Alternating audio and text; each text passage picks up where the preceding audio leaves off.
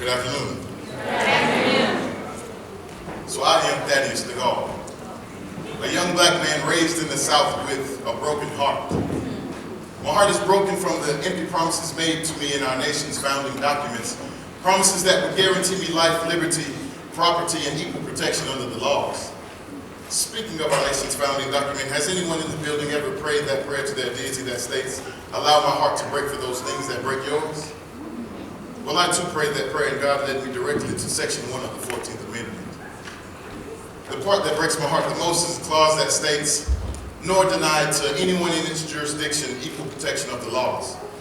This alarms me because the current state of affairs in the United States of America tells me that people of color lives don't matter, and that in fact we are not people, and that our nation's founding documents don't apply to us. This reminds me of a conversation that took place between Mr. Harry Belafonte and the late great Reverend Dr. Martin Luther King, and in this conversation, it was the last one shared by the two giants. And in this conversation, Dr. King emphatically stated that I've come upon something that greatly disturbs me. I think that we fought long and hard for integration, and I know that we will win, but I believe that we are integrating into a burning house.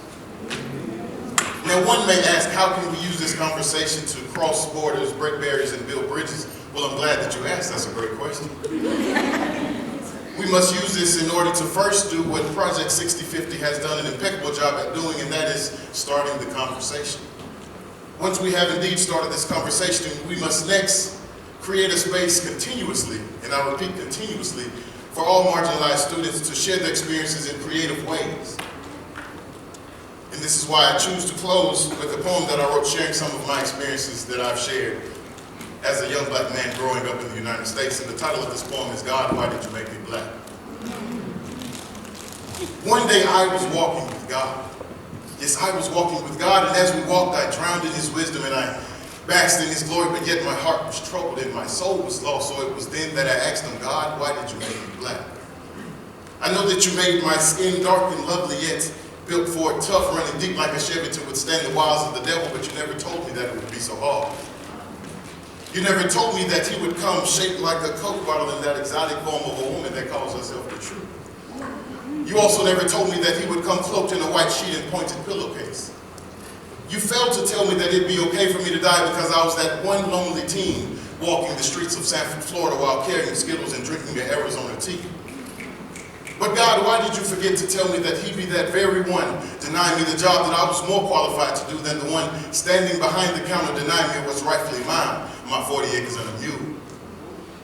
But I do recall you telling me that he would come like a thief in the night to steal, kill, and destroy, but yet I stand firmly grounded and rooted in this firm foundation that you've laid even before the beginning of the world, utilizing the gifts that you've given me to bless your people. So God, I ask you, why did you make me black?" He chuckles and says, "Well, my son, why do you think that you're gifted, intelligent, and resilient?" I say, "It's because I'm black, but not because of the color of my skin, but because of the content of my character. Not because I know how to win, but because I know how to lose and use the gifts that you've given me to be all that I can be, but not like the army, but more like arming me for what is to come. More like how David killed Goliath with that one stone, because knowing he had to go big and go home, this was no battle that he could lose. But see, this stone was something different. This stone was the stone that the builders rejected. It was smooth and gentle like the skin of a beautiful Nubian queen, yet strong and unbreakable like the soul and the spirit of a strong black man. So God, why did you make me black?" And I need some answers this time. He says, "Well, my son, for thousands of years, black has been used to describe the unknown. And much like me, the depth of your intelligence and the power and might that lies in your hands are limitless. And they fear what they can't understand. So in essence, my son, I made you in my image." Thank you.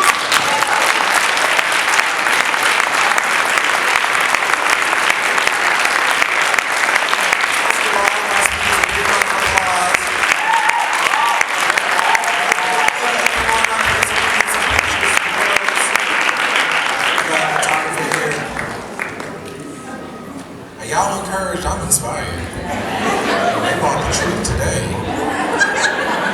They brought the truth.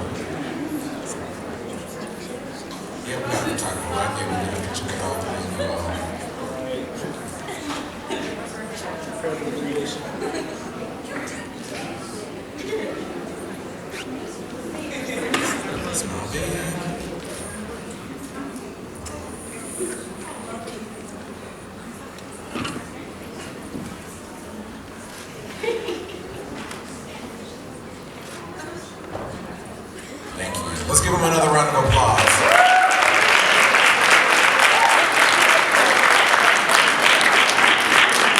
All right, we pull out that program. You'll see that we're progressing along in the program quite nicely, and we're back on track.